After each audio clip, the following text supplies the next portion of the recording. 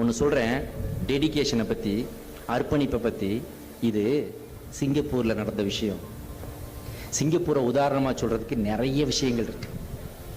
சிங்கப்பூர்லேருந்து Lee Kuan you, சிங்கப்பூரின் தந்தை என்று அழைக்கப்படுகிறார்.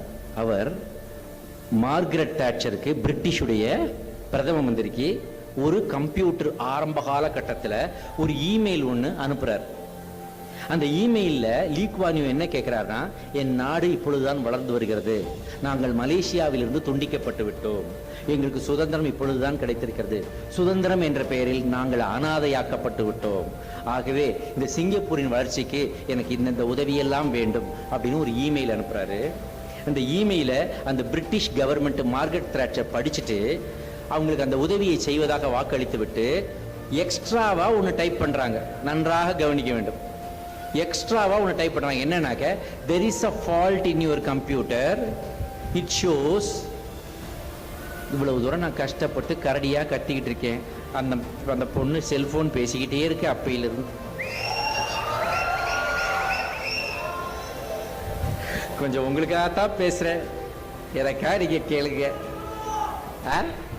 பாருங்க, எங்க விட்டேன், நீங்க டிஸ்ட்ராக்ட் பண்ணிட்டீங்க. உங்களை பார்த்ததுல மேட்டரை மறந்துட்டேன். கம்ப்யூட்டர்ல வந்து, சார் எடுக்க, நல்லா எடுங்க சார், அழகா எடுங்க சார்.